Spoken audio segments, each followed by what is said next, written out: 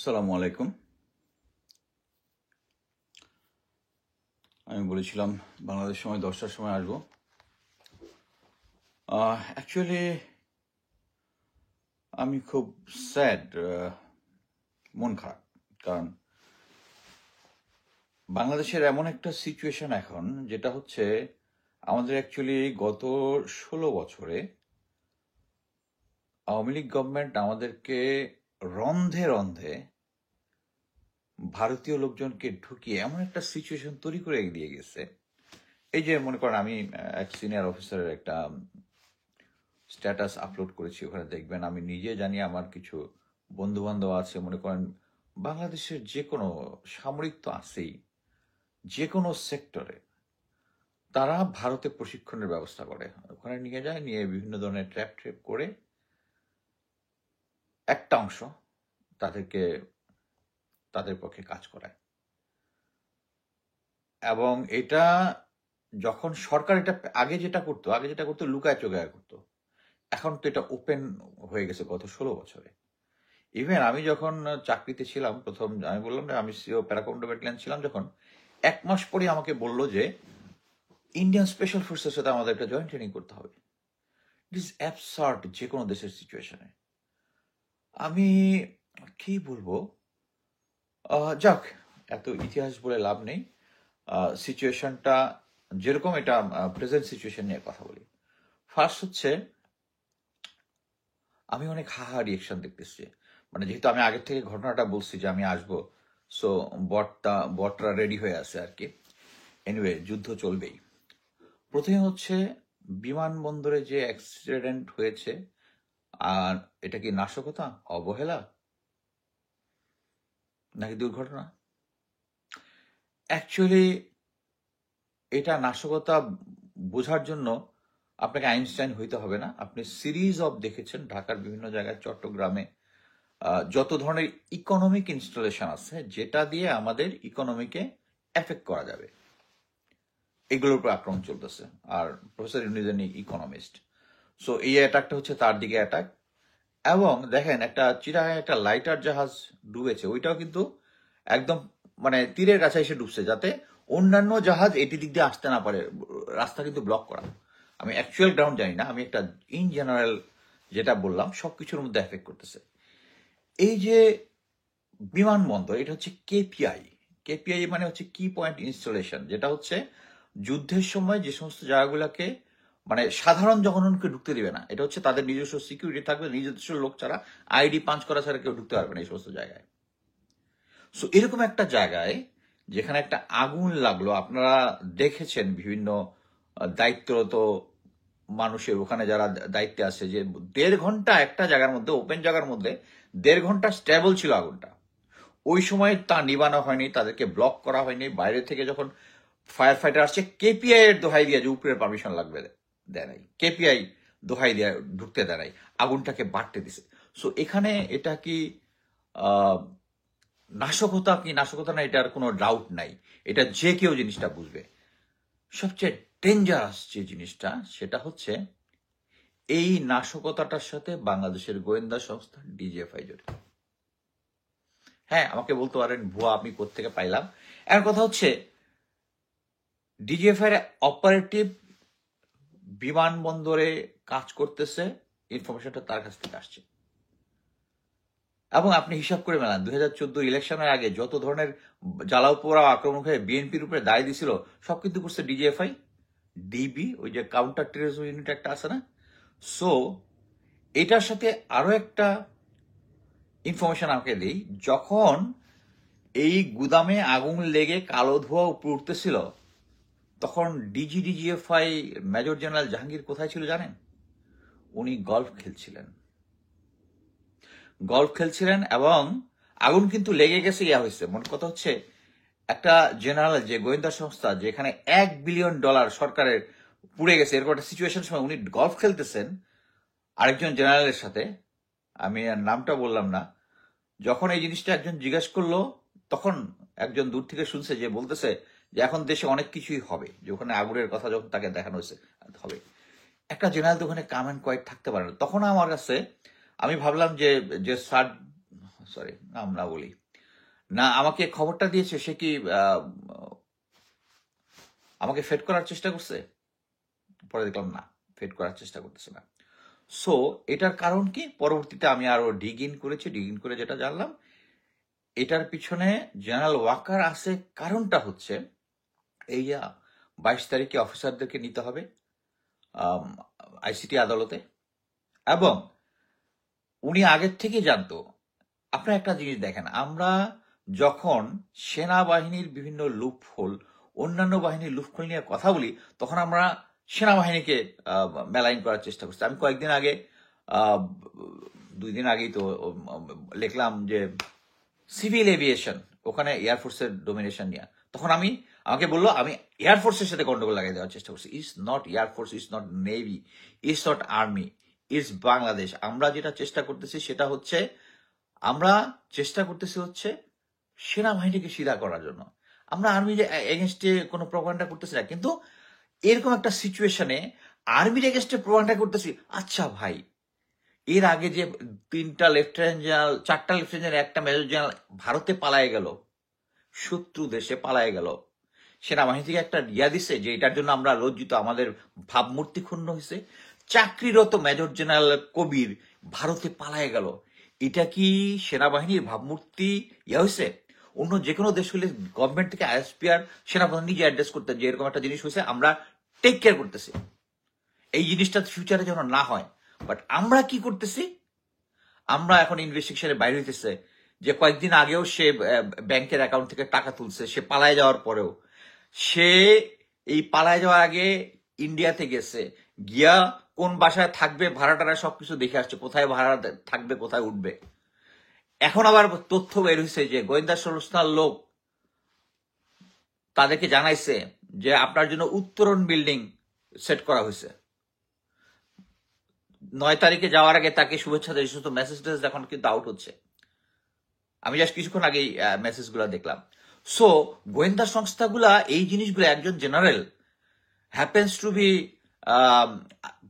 আগের ফ্যাসিস্ট হাসিনার এমএসপিএম ছিল, তাকে সে ভারতে চলে যাচ্ছে আগে, গোয়েন্দা সংস্থার কোনো খবর নাই। ডিজিএফআই এনএসআই ঘুমাচ্ছে, এবং সে পালায় যাওয়ার পরে সেনাবাহিনীর কোনো ভাবমূর্তি ক্ষুণ্ণ হচ্ছে না, কোনো ভাবমূর্তি ক্ষুণ্ণ হচ্ছে না। সেনাবাহিনী পালায় গেছে, সার্ভিং জেনারেল, কোনো ভাবমূর্তি ক্ষুণ্ণ হচ্ছে না। ক্ষুণ্ণ হচ্ছে আমি এখানে এসে বা আমেরিকা থেকে যখন এই জিনিসগুলো বলতেছি, তখন ভাবমূর্তি ক্ষুণ্ণ হচ্ছে। এক পার্টি আবার আমাকে আইসা তোয়াজ করে বলে, আপনি তো এরকম সেনাবাহিনীতে ছিলেন, খুব ডিসেন্ট লোক, আপনি পিনাকির মতো গান্দার লোকরে কেন ইয়া করেন, এটা তো আপনার ভাবমূর্তি নষ্ট হচ্ছে। আরে ভাই, পিনাকি যা বলে সত্য বলে। এখানে একটা কোশ্চেন ছিল, আমি এটা উত্তর দিই। কয়েকদিন আগে আমার কাছে বিভিন্ন তথ্য আসছে যা আওয়ামী লীগের এক পার্টি, তারা তো টাকা খাওয়ার ধান্দায় থাকে।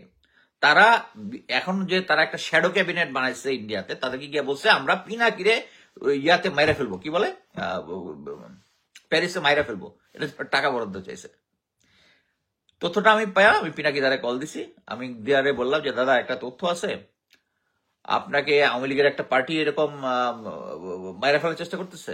উনার পিনাকি ফার্স্ট আলহামদুলিল্লাহ, আমি শহীদের মৃত্যুবরণ করবো। তাহলে আমি বললাম দাদা, এত অস্থির হয়েন না, শহীদ পাওয়ার জন্য এটা আমি যেটা মনে করতেছি এটা ফাও, এ শালার টাকা খাওয়ার জন্য দেখাচ্ছে যে আপনার এগেস্টে কিছু একটা করে ফেলবে। বাট চিন্তা করে, বাট আমার কথা হচ্ছে সাবধান থাকতে কোনো সমস্যা নাই।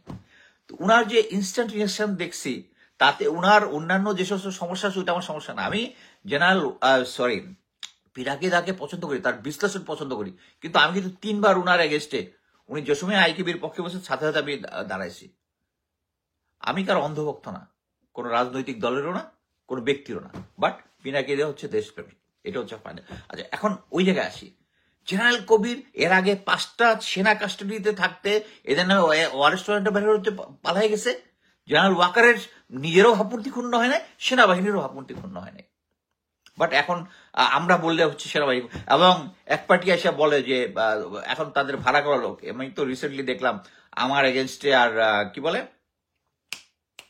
হাসান নাসির স্যার এগেনস্টে হেভি প্রপাগান্ডা চলতেছে।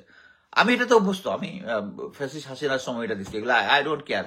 এবং বিএনপির এক পার্টি হচ্ছে ওইটা মানে ইয়া করার পরে, যেহেতু আমি বিএনপি জামাত এদের প্রায় এদের পক্ষে বিপক্ষে দিয়ে থাকি, বিএনপি পার্টি আবার আমার হেভি খাইতেছে আমি আমার ওয়ালের মধ্যে দিয়ে রাখছি যে যাদের সমস্যা আছে হাসিন স্যারকে তুলে নিয়ে আসা, ম্যাডাম খালেদা জিয়ার পাশে, ওখানে গিয়ে পড়েন, আগে দেখেন। ওইটার মধ্যে আবার কোশ্চেন করে ওইটা না করে, যেটার উত্তর অলরেডি ভিডিওতে আছে ওইটা দেখবেন আসে। কারণ তার কথা হচ্ছে এখানে এসে প্রোপাগান্ডা করা, আমাকে বিতর্কিত করার চেষ্টা, বাট আই ডোন্ট কেয়ার। আচ্ছা, এখন আসি হচ্ছে যে এই যে নাশকতাটা করলো, এবং এর সাথে আপনি নাশকতাটা আরো কনফার্ম হইতে পারবেন কেন, যে তারা 1.5 ঘন্টা ভিতরে ঢুকতে পারে। একটা জিনিস বুঝছেন যে এইখানে যে কি বলে কেপিআই, কি পয়েন্ট ইনস্টলেশন, এবং control by a military command. Military বলতে আমি এয়ারফোর্সকে বোঝাচ্ছি, মিলিটারি কমান্ড। সিভিল এভিয়েশন, এটা আমি এটা নিয়ে 2টা লেখা লিখেছি। ফার্স্ট হচ্ছে এটা 1/11 এর আগে ছিল হচ্ছে 2 থেকে 3 জন অফিসার ছিল হচ্ছে সার্ভিং অফিসার, এই ইয়াতে ছিল, কি বলে এই সিভিল এভিয়েশনে ছিল। এখন 40 জনের মতো আছে, আমি যেটুকু জানতে পেরেছি 40 জনের মতো আছে। এখন এই জিনিসটা দেখেন, এটার সুবিধা অসুবিধা। আপনারা শুনছেন না যে একটা বেক্সিমকো এভিয়েশন ছিল, এখন নাকি এটা ডিজার্ভ করে ফেলছে।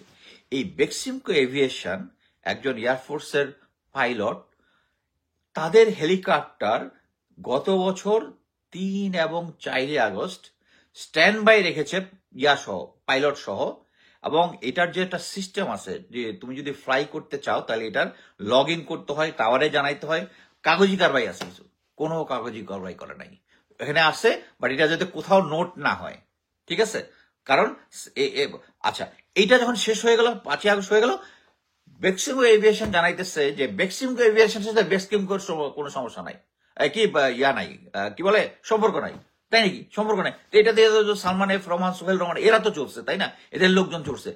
তো এইটা নিয়ে যখন কাগজপত্র চেক করা শুরু হইলো, দেখা গেছে এই কোম্পানিটা একটা ভুয়া কোম্পানি, কারণ এদের কাগজপত্র আরেকজনের নামে, শেয়ার টেয়ার দেখায় আরেকজন, যে বেক্সিমকোর সাথে কোনো সম্পর্ক নাই, ভুয়া কাগজ দেখায় অ্যাপ্রুভ করাইছে এটা, এই এভিয়েশনটার। কারা অ্যাপ্রুভ করেছে? Civil aviation. Is control by hmm? Air force officer serving কমান্ডে। এখন তারা বিভিন্ন জিনিস বলে যে ফাইন্যান্স অমুক তমুক, আরে ভাই, দুর্নীতি সব জায়গায় হয়। এখানে হচ্ছে শেখ হাসিনা এটাকে তৈরি করছে, শেখ হাসিনা বলবো, ইন্ডিয়া তৈরি করছে, যাতে প্রয়োজনের সময় এই ইয়াটাকে এমন ভাবে কন্ট্রোল করা যায় যে কেউ, এই যে তারপরে যে ইয়ারটা বললাম, তারপরে 5 আগস্ট কি হলো? শেখ হাসিনা চলে গেল, ট্রান্সপন্ডার অন করে দিয়া, ওই সময় সমস্ত সিভিল প্লেন টেন কাউকে নামতে দিল না, ইয়া করতে দিল না, শেখ হাসিনা চলে। কারা করেছে? Civil aviation. আমেরিকা বাংলাদেশ বিমানকে আমেরিকা কেন অ্যালাউ করে না? বিকজ তারা জানে সিভিল এভিয়েশন, তারা সরকারের কথাই যাই বলে তাই তারা পালন করে। তারা এই কারণে আপনারা দেখেন যে কি এর আগে অনেক শুনেছেন সামওয়ানস ওয়াইফ, যে পাইলটের লাইসেন্সটা হচ্ছে তার ভুয়া, তাকে চাকরিতে জয়েন করছে, এবং এটা নিয়ে রিপোর্ট হওয়ার পরে অনেকদিন ছিল। এখানে 2বার আপনারা দেখছেন যে পাইলট পাসপোর্ট ছাড়া বিদেশে চলে গেছে, বিকজ তারা জানে it is their arena, they can do whatever feel like. এবং এটাতে যে বাংলাদেশের ব্র্যান্ডিংটা নষ্ট হয়েছে, ব্র্যান্ডিংটা, যে তারা চাইছে একটা মিলিটারি টাইপ কমান্ড এখানে থাকলে দে ক্যান কন্ট্রোল। এই যে গোডাউনটা, এটা কারা কন্ট্রোল করতো? Civil aviation. এখানে মনে করেন যে একটা সিস্টেম আছে, আমি ফায়ার ফাইটার স্পেশালিস্ট, বাট আমাদের মিলিটারিতে একটা ইয়ে আছে, আমরা প্রতি ইউনিটে মাসে একবার ফায়ার ফাইটিং ড্রিল হবেই, মানে বিভিন্ন যে অর্গানাইজেশন অনুযায়ী আমাদের ওই জিনিসগুলো নিয়ে আমরা একটা কালচার করি। এখানে অন্যান্য জায়গায় তো তারা করে না, বাট এখানে একটা ওপেন জায়গার মধ্যে ইয়া হইল 1.5 ঘন্টা। আমার একজন সোর্স এইমাত্র জানাইলো, মেসেজটা আসছে এখানে, যে ডিজিএফআই যে করছে, he is reconfirming it to me, this time it's an officer. আমাকে এইমাত্র, এই যে যখন কথা বলতেছি তখন। সো এখানে 1.5 ঘন্টা আটকায় রাখছে। এখন মনে করেন এটা যদি সিভিল জায়গায় হইতো, ফায়ার ফাইটাররা আসছে, এদেরকে ইয়া করতে দিছে, কেপিআই, এখানে সিকিউরিটি স্ট্রং বলে ভাই গেছে। পাবলিক জায়গায় যদি হইতো তাহলে তো জনগণ মানে ধাক্কা দিয়ে ঢুকায় গিয়ে আগে আগুন নিবাইতো, বেটা ইয়া পরে দেখবো, নিয়ম কানুন পরে দেবো, আগে আগুন নিবাইতে হবে। এটা দেশের সম্পদ। $1 বিলিয়ন গায়েব হয়ে গেছে। আপনি চিন্তা করতেছেন? $1 বিলিয়ন গায়েব হয়ে গেছে। যারা ক্ষুদ্র ব্যবসায়ী, যাদের কোনো ইন্স্যুরেন্স নাই, তারা ফকির। ফকির। এইখানে 1.5 ঘন্টা থাকতে দিচ্ছে, আগুনটা হইতে দিচ্ছে। এখানে একটা নাশকতা না হওয়ার কোনো কারণ নাই। এটার কারণ হচ্ছে সিভিল এভিয়েশন। এবং এই সিভিল এভিয়েশনে আমাকে এয়ারফোর্সের অনেক বন্ধু অনেক লজিক আউট করার চেষ্টা করছে, এই করছে সেই করছে। বাট জিনিসটা হচ্ছে, আমি চ্যাট জিপিটি বলছিলাম যে আর কোন কোন দেশে এরকম আছে? কোনো দেশেই পার্মানেন্টলি নাই। তারা ইমার্জেন্সি সিচুয়েশনে কিছু কিছু জায়গায় এয়ারফোর্সের অফিসারকে ইউজ করে। আমার কথা হচ্ছে এয়ারফোর্স অফিসার ইউজ করতে কোনো সমস্যা, তাদের এক্সপার্টিস আছে, কিন্তু যখন দেখা যাবে একটা গ্রুপ কমান্ডের মধ্যে, তারা এইটাই, ইন্ডিয়া তো এটাই চাইছে, শেখ হাসিনাটা চলে যাওয়ার সময় যাতে কোনো অ্যালায়েন্স না হয়। এটা তো অন্য কেউ চেঞ্জ করতে পারতো না। তো আমি যে আচ্ছা, আরেকটা জিনিস হচ্ছে, না আমাকে আরেকজন মেসেজ দিছিল ওইটা। আচ্ছা, আরেকটা জিনিস হচ্ছে, ভুলে গেলাম। আচ্ছা, কোঅর্ডিনেটর ওয়াহিদুল নবীর, তার সাথে আমার ভালো কনভারসেশন হয়। দেখেন, এই যে এয়ারফোর্সের যে কন্ট্রোল, এটা একটা ভালো দিকটা কি জানেন? আমি যখন জেনারেল জিয়া যখন এয়ারপোর্টে পালায় যাচ্ছিলাম, আমি যখন লাইভ করলাম, ওয়াহিদুল নবী তখন একটা পথে ছিল, সে থাইমা তার সোর্সের মাধ্যমে এই যে সিভিল এভিয়েশন ওদেরকে দিয়া কিন্তু বেহতর এটা কোঅর্ডিনেশন ছিল, গিয়ে কিন্তু জিয়াকে ধরা দিচ্ছে। এটা হচ্ছে ভালো দিক। বাট কথা হচ্ছে, এই সামান্য ভালো দিকটার জন্য আমরা এই কালচারটা রাখতে পারি না, যেটার মধ্যে ভারত এবং ইন্ডিয়ার কন্ট্রোল থাকবে। আমি একইভাবে পাসপোর্টের কথা বলতে পারি। এই পাসপোর্ট নিয়ে, এনআইডি নিয়ে আমাদের যথেষ্ট কথাবার্তা আছে। আমার কথা হচ্ছে, আমরা এই যে নাশকতাগুলো হচ্ছে ক্রমান্বয়ে, এটা কিভাবে থামাবো? থামানোর রাস্তা একটাই, সেটা হচ্ছে আমাদেরকে ঐক্যবদ্ধ হবে। কে ঐক্যবদ্ধ করবে? Professor Yunus, general Waker. Already এখন ইট ইজ ক্লিয়ার যে general Waker got a parallel power with professor Yunus. এবং প্রফেসর ইউনুসকে আমি প্রথমে মনে করছিলাম ইজ এ কর্পোরেট যায়, সে কর্পোরেট চালাইতো। নর্মালি কর্পোরেট যারা থাকে তারাও একটু রুথলেস হয়, বাট উনি মানে বাজেভাবে ফেল করেছে, বাজে। এখন আরেকটা নিয়ে কথা বলি, যে একটা ইয়াতে আমি কয়েকদিন আগে দিয়েছিলাম যে ইন্ডিয়া থেকে একটা ইন্টেলিজেন্সের, মিলিটারি ইন্টেলিজেন্সের একটা 4 জনের আসছে। এটার চিঠি যখন আমি পাবলিশ করি, তারা অ্যাকচুয়ালি তাদের কার্যক্রমটা শর্ট করেই চলে গেছে, আমি যেটা শুনেছি। আমি একটা শুনেছি যে কি জেনারেল ওয়াকারের সাথে তারা হেলিকপ্টারে ওই চিকেন নেগের ওদিকে গিয়েছিল, এয়ারপোর্ট গুলাতে ঘুরছে। আমার মনে হয় এটা সত্য না, বাট জেনারেল ওয়াকার গিয়েছিলেন। জেনারেল ওয়াকার অ্যাকচুয়ালি এখন 2 দিন পরে পরে প্রতিটা ফরমেশনে যাচ্ছেন। সবচেয়ে ইম্পর্টেন্ট হচ্ছে, উনি আমাকে অনেক গুরুত্ব দিয়ে ফেলতেছেন। সেটা হচ্ছে, উনি প্রতিটা জায়গাতে ফরমেশনে সৈনিকদের সাথে কথা বলতেছেন, অফিসারদের সাথে আলাদা কথা বলছেন। অফিসারদেরকে বলতেছেন যে তোমরা কনক সরোয়ার, পিনাকি, ইলিয়াস আর আমার কথা শোনা যাবে না। তোমরা যদি শোনো, তারপর থ্রেটও দিয়েছেন, তোমরা যদি শোনো তাহলে আমরা সার্ভারের মাধ্যমে আমরা ওয়াচ করতেছি কারা কারা তার কথা শোনে। তার মানে হচ্ছে, জেনারেল ওয়াকার এই কথাতে আমার মনে হয় না কোনো এফেক্ট পড়বে। কারণ যে আমার ভিডিও দেখার, যে কনকের ভিডিও দেখার, যে ইলিয়াসের ভিডিও দেখার, পিনাকির ভিডিও, তারা ঠিকই ম্যানেজ করে দেখবে। আপনি তো আপনাদের সিকিউরিটি অনেক কিছু বাড়াইছেন, সেটা আমি ভালো মতোই জানি। বাট কথা হচ্ছে, একটা জিনিস বুঝেন যে ভারত আমাদেরকে কন্ট্রোল করতেছে, যে এবং এটার জেনারেল ওয়াকারের প্রতিটা পদক্ষেপে এটা বোঝা যাচ্ছে। একটা জিনিস, এই যে বললাম না, জেনারেল কবির চলে যাচ্ছে, এর আগে রেকি টেকি করে আসছে, আমাদের গোয়েন্দা সংস্থার কোনো খবর নাই। এখন এটা কেন করতেছে? It is supported by general walker. Just এই যে 22 তারিখে 15 জন অফিসারকে, সার্ভিং অফিসারকে, তাদেরকে আইসিটি আদালতে নিতে হবে, এটাই। এর কারণটা হচ্ছে, আমি আগেই বলেছিলাম যে উনি জানতো যে আমি অ্যাকচুয়ালি জেনারেল কবির যে জেনারেল ওয়াকারের এগেন্সটে স্টেটমেন্ট দিয়েছে, এটা আমি আগেই জানতাম। এটা নিয়ে কিছু বলার কিছু নাই, কারণ বললে সে পালায় যাবে। আমি তো চাই না সে পালায় যাক, আমি চাইছি সে থাক। সে শেখ হাসিনার পাশে ছিল, সে যে সাক্ষীটা দিবে সবচেয়ে অথেন্টিক সাক্ষী সে দিবে। আর আমি বলছি, general Kabir is not that smart guy যে একা একা ইন্ডিয়াতে পালায় যাবে। তাকে জেনারেল ওয়াকার পাস করে দিছে, এটা তো ক্লিয়ার। সে তার যে টাকার হিসাব দিকে দিচ্ছে, সে এর আগে থেকেই ধীরে ধীরে তার 1,77,00,000 টাকা ছিল তার অ্যাকাউন্টে, ধীরে ধীরে টাকাগুলো সে তুলতেছে। এবং তুলে সে নিয়ে গেছে। সো এখানে তাদের মেইন উদ্দেশ্য হচ্ছে এই 18 জন যখন যাবে আইসিটি আদালতে, তখন যেটা হবে, তখন তারা বুঝে ফেলবে যে তাদের আর অ্যাকচুয়ালি পালানোর রাস্তা নাই। সো তখন দে উইল গিভ অ্যানাদার 150 থেকে 200 অফিসারের নাম বলবে তারা কোথায় ছিল। আপনারা দেখছেন নাবিলা ইদ্রিসের আইসিটির আদালতের গুম কমিশনের, যে সে বলছে যে আমরা ডিজিএফ কে জিজ্ঞেস করছি যে সিটিআইবির ডাইরেক্টররা কে ছিল, এটার নাকি অনার বোর্ড নাই, এই জন্য জানে না কে ছিল, ওখানে ডাক্তার কে ছিল জানে না, কোনো কিছু জানে না। চিত্রা লিখিত হবে এটার অ্যান্সার দিছে, মানে দে আর দ্যাট কনফিডেন্ট যে এই আইসিটি আদালতকে কোনো ইনফরমেশন না দিলেও চলবে। তারা এখন পর্যন্ত কিছুই দেয় নাই। এই যে আইসিটি আদালত, এই যে এদের সাথে যে কথাবার্তা বলছে, এখন তো কবিরই কিছু বলছে। এবং আপনারা জেনারেল আকবরও দেখছেন যে কিছু কিছু তথ্য সে দিছে, জাস্ট যেটুকু দিলে সে নিজে সেভ করা যায়। পরে যখন বুঝলো সে নিজে সেভ হবে না, সে ইন্ডিয়াতে পালাই গেছে। এবং জেনারেল ওয়াকার কবিরকে একই বিল্ডিং এ রেখেছে কলকাতাতে, যাতে কোনো সমস্যা না হয়। আচ্ছা, এখন হচ্ছে এটা করার কারণ হচ্ছে দেশে একটা অরাজকতা তৈরি করা, এবং সেনাবাহিনীর ভিতরে যে সেনাবাহিনীর অফিসারগুলো যখন আরো 150-200 জনের লোক না বলবে, এইটা নিয়ে কিন্তু মানে আমি যেটা জানি যে chief prosecutor Tajul, he is a very confident guy, very strong guy, এবং যারা করতেছে তারা খুব স্ট্রংলি কাজ করতেছে। অনেক বাধা বিপত্তির ইয়াতে কথা হচ্ছে, আমি তার সাথে কয়েকবার কথা বলেছি। হি is a very strong man, very strong man. But কথা হচ্ছে, তাকে কি প্রফেসর ইউনুস সাপোর্ট দিচ্ছে? আই ডোন্ট নো, আমার মনে হচ্ছে যে দিচ্ছে না, আমার মনে হচ্ছে দিচ্ছে না।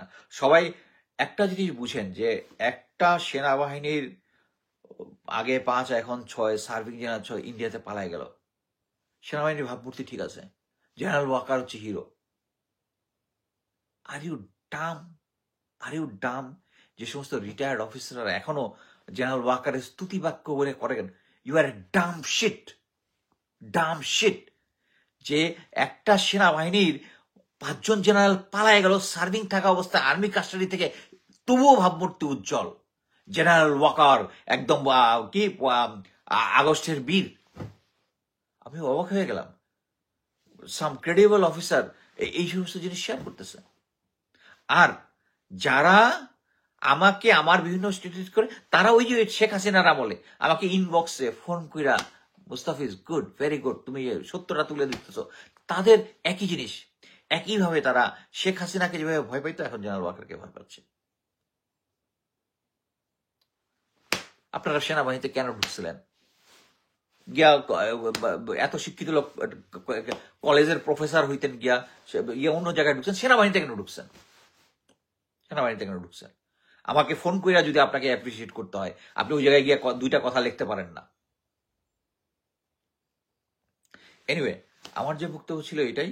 এখন এটা থেকে উত্তরণের পথ অ্যাকচুয়ালি যারা এটা নিয়ে গবেষণা করে, সামাজিক যেভাবে গবেষণা করে, তাদেরকে এই জিনিসটা আনতে হবে। বাংলাদেশের গোয়েন্দা সংস্থা থেকে শুরু করে এই যে গত 16 বছরে প্রতিটা সেক্টরের লোকজন ইন্ডিয়াতে পাঠায়া, ইভেন আমি আজকে গতকাল একটা নতুন জিনিস জানলাম, পলক প্রজেক্ট নিয়ে আসতো, ওই যে বিভিন্ন ধরনের, ওই যে একবার দেখছিলেন না কনক সারোয়ারের, মানে তাকে চাঁদাবাজির মামলায় ফাঁসানোর জন্য একটা অডিও বানাইছিল। এই ধরনের জিনিস বানানোর বিভিন্ন জিনিস নিয়ে আসে। কি করে জানেন? তারা এইটা প্রসেস করতো এমআইএসটির ল্যাবে, এমআইএসটির যে ল্যাব আছে ওখানে করতো। কইরা বিল বানাইতে হচ্ছে বনানীর একটা আওয়ামী লীগের পান্ডাদের অফিস আছে না, গিয়ে ওখানে টাকাটা ভাগাভাগি করে নিয়ে দিত। আহারে আহারে। এখন বুঝতেছি কি, আপনি অ্যাকচুয়ালি জেনারেল ওয়াকারকে যদি না সরানো হয়, এই সামনের নির্বাচন যদি হয়, ভারত যেটা চাবে সেই অনুযায়ী হবে। আর ভারত আমাদের ভালো কিছু চাবে না, এটা ভালো মতো জানেন। আমার কথা হচ্ছে, জেনারেল ওয়াকার, ওনাকে বলবো আপনি জাস্ট রিজাইন করে চলে যান। আদারওয়াইজ শেষ পর্যন্ত আপনাকে আদালতে যাইতে হবে। আপনি তো আমেরিকা আসার প্ল্যান করতেছেন জানি, কিন্তু আমেরিকার হোমল্যান্ড সিকিউরিটির সাথে আমার কথা হয়েছে যে যারা ওই দেশ থেকে মানবতা বিরোধী অপরাধ করে আসবে এখানে, তাদেরকে আবার পাছায় লাথি দিয়ে বের করে দেওয়া হবে। আপনারও আসেন, পাছায় লাথি দিয়ে বের করে দাও। যদি যখন এটা কোর্ট অর্ডার লাগবে আদালতে, হয়তো টাইম লাগবে, কিন্তু আইসা কোথাও শান্তিতে থাকতে পারবেন না। শান্তিতে থাকতে পারেন না। কুইট করেন। শেষ পর্যন্ত আপনারা জিততে পারবেন না। হ্যাঁ, যারা এই ফাইটটা করতেছে তাদের ফাইটটা ডিফিকাল্ট করতে পারবেন, আমার নামে প্রোপাগান্ডা করতে পারবেন, বাট আমার থেকে তো বড় বড় প্রোপাগান্ডা হয়েছে শেখ হাসিনার আমলে, ওইটাই কেয়ার করি নাই। এখন বিএনপির কিছু ইয়া আছে, মনে করেন আমি যদি দু একটা সমালোচনা করি, তাদের কিন্তু বিএনপির যারা আরো অনেক সিনিয়র, ওদের সাথে আমার কথাবার্তা হয়, বাট বিএনপির যেগুলা চদু টাইপ আছে, যেগুলা দেখো চাঁদাবাজি টাইপ, এগুলা সমানে গাল দিতে থাকে। এবং এরাই অ্যাকচুয়ালি বিএনপিকে ডুবাবে, আমার যেটা ধারণা এরাই বিএনপিকে ডুবাবে। আচ্ছা, আমার অ্যাকচুয়ালি যা বলার ছিল শেষ। আমি কয়েকটা অনেকের কিছু প্রশ্ন ছিল, আমি প্রশ্নগুলো একটু দেখে আমি কয়েকটা নোট করছিলাম, আমি দেখি কোশ্চেনগুলা অ্যান্সার দিতে পারি কিনা। আচ্ছা, আপনি দীর্ঘদিন গোয়েন্দা সংস্থায় চাকরি করেছেন, আপনার কাছে কি পিনাকি রয়ের এজেন্ট মনে হয় না, এবং আমি অলরেডি বলছি ইজ এ প্যাট্রিয়ট। আমার একটা প্রশ্ন, জেনারেল ওয়াকারকে কেন বহিষ্কার অপসারণ করা হচ্ছে না, এটা প্রফেসর ইউনুস জবাব দিতে পারবেন। আমরা যেটা বুঝি ডক্টর ইউনুস কিছুই বুঝতে পারেন না, আমরা হতাশ। আচ্ছা, এখানে একটা জিনিস বলি, আমি অনেক আগে বলেছি যে প্রফেসর ডক্টর ওয়াকারুজ্জামানকে সরানোর জন্য কি করতে হবে। এখন যে সিচুয়েশন, পুরা বাংলাদেশ জানে জেনারেল ওয়াকার কি জিনিস। ওই সমস্ত ফেসবুকে পোস্টিং করে কিছু লোককে কথা বলে কোনো লাভ নাই, জানে। প্রফেসর ইউনুসকে করতে হবে, তার ফায়ারের আদেশটা দিতে হবে, দিয়ে একটা ওনাকে পাঠাতে হবে প্রেসে, আর একটা পাঠাতে চুপ্পু বাপ করে ওখানে সাইন করবে। কারণ জনগণ তখন, আমি একটা জিনিস বলতে পারি যে প্রফেসর ইউনুস এইটা যখন সাইন করবে, ঘোষণা দিবে, জনগণ তার সাথে দাঁড়ায় যাবে, এবং সেনাবাহিনীও তার পাশে দাঁড়ায় যাবে। সেনাবাহিনী তার পাশে দাঁড়াবে। জেনারেল ওয়াকার এখন যতই এই ইয়াগুলো নেক, যতই প্রিভেন্টিভ মেজার গুলো নেই, উনি বিভিন্ন জায়গায় সিকিউরিটি বাড়াইছে, তার সিকিউরিটি বাড়াইছে, সবকিছু করছে, কোনো লাভ হবে না। কারণ এইটা নিয়ে, এই পার্টিকুলার 16 জন অফিসার, সার্ভিং অফিসারের এটা নিয়ে একমাত্র ফিউ অফিসার তারা চাচ্ছে এটাকে গো ধরতে, কারণ তারা জানে এটা এক্সপোজ হলে তারা ফার্দার এফেক্টেড হবে। এখনো যারা এফেক্টেড হয় নাই, ফার্দার এফেক্টেড হবে। সো আর জুনিয়র অফিসার যারা আছে তারা চায় যে আমরা কেন এই হেডেকটা নিতেছি। According to law they are no more in service. যে লটা নতুনভাবে পাস হয়েছে, এটা আপনারা সবাই জানেন, যে সে নির্বাচন করতে পারবে না, এবং সরকারি চাকরি থাকলে চাকরি থাকবে না। হ্যাঁ, এই লটা আমি পরবর্তীতে আমি আন্দোলন করবো এই লটা বাদ দেওয়ার জন্য, কিন্তু বর্তমানের জন্য এটা ঠিক আছে, বিকজ অফ জেনারেল ওয়াকারের নাফরমানি। এখন এই অফিসার গুলাকে সেভ করার জন্য পুরা আর্মিকে লোকজন ব্লেম দিতেছে। ফেসবুক খুলেন, যারা সেনাবাহিনীর অফিসার সৈনিক আছে, এই বদনামটা সবাই নিতেছে। আর জেনারেল ওয়াকার প্রোপাগান্ডা করতেছে আমরা বিদেশে থাইকা আর্মির ভাবমূর্তি ক্ষুণ্ণ করতেছি, আর জেনারেল সার্ভিং অফিসার তার আন্ডারে পালায় গেছে ইন্ডিয়াতে, শত্রু দেশে, এটাতে কোনো ভাবমূর্তি ক্ষুণ্ণ হয় নাই, তারা একটা স্টেটমেন্টও ওখানে দেয় নাই। একটা জিনিস তো ভুলেই গেছিলাম, অ্যাডজুটেন্ট জেনারেল হাকিম খুব সুন্দরভাবে স্মার্টলি ব্রিফিং দিল যে তারা কিছুই জানতেন না, ফেসবুক থেকে, সোশ্যাল মিডিয়া থেকে জেনে উনি দিতেছেন। একটা নিউজ তো বাইরে হয়ে গেছে যে সেনাবাহিনী কবে, উনি 11 তারিখে দিচ্ছেন, 9 তারিখে উনি ওই চিঠি রিসিভ করেছেন। এটা তো আমি আগেই বলছি, বাট এখন প্রুফ সহ আসছে। আপনি চিন্তা করেন, একটা দেশের সেনাবাহিনীর একজন adjutant general is lying on national TV, national media, সেনাবাহিনীর ভাবমূর্তি ক্ষুণ্ণ করতেছে আমরা, এবং কিছু পাগল বিএনপি আর কিছু ডিজিএফের বোর্ড এটা প্রচার করতেছে। আমাদের মধ্যে দেশপ্রেম বলতে কিছু নাই। চিন্তা করে দেখেন যে ডিজিএফআই এর লোকজন নিজেই আগুনটা লাগাইছে। এটার জন্য আপনাকে আইনস্টাইন হইতে হবে না, 1.5 ঘন্টা ধরে আগুনটা বাড়তে দিছে, ফায়ার ফাইটারকে ঢুকতে দেয় নাই। আপনার তো আর কোনো প্রুফের দরকার নাই। বাট এটা কেন হয়েছে? এগেইন আমরা যতই শেখ হাসিনারে দোষী যে কোনো তদন্তের হয় না, বিচার হয় না, কেন সচিবালয়ে যে আগুনটা লাগলো একসাথে, 2 দিকে একসাথে, এটা কি আমরা জানি না কেন লাগছে? ওটার জন্য কোনো বিচার হয়েছে? তদন্ত আমরা দেখি নাই। কিন্তু এটা যদি হইতো, ওই সচিবালয়ে আগুনে, এখন যেই ক্রাইমটা করবে সে ফার্স্ট হিসাব করবে যে এটার জন্য শাস্তি কি। আমি তো শাস্তি পাবো না, কারণ তদন্তই হবে না। আপনাদের মনে আছে আগে একটা হঠাৎ করে এসিড বাইরে গেল, এসিড মারামারি বাইরে গেল, তারপর মৃত্যুদণ্ড হলো, ওটা খতম। তো আপনি তো তদন্তই করতেছেন না এখন। এই এই এই যে এটার একটা তদন্ত যে হবে, কারে দোষ দিবেন? আপনি তো আগেরটারই বিচার করেন না। ওইটা যদি বিচার করতেন তাহলে না এটা হইতো। এখন গল্প মারেন যে আমরা সেনাবাহিনীর ভাবমূর্তি ক্ষুণ্ণ করতেছি। এই DGFI, NSI both are working for general worker, both are, এবং কিছু কিছু ইয়ে আছে মানে এরা জানেও না যে কার আদেশে কোন কি কি করতেছে। তাদের কি এক ফোঁটা, এই যে যে লোকটা আমাকে ফোন করছে এয়ারপোর্টে ছিল, সে যে ফোন করছে, বিবেকের তাড়নায় করছে, বিবেকের তাড়নায় করছে। আচ্ছা, নেক্সট হচ্ছে, আচ্ছা 64 জেলায় ভারতীয় ভিসা অফিসার অনুমোদন দিয়েছে, সেই এজেন্টকে ঘেরাও করতে হবে। এই যে এটা তো আওয়ামী লীগ দিয়ে গেছে, এটা কি কেউ বন্ধ করতেছে? আমি তো দেখতেছি না কেউ বন্ধ করতেছে। আচ্ছা,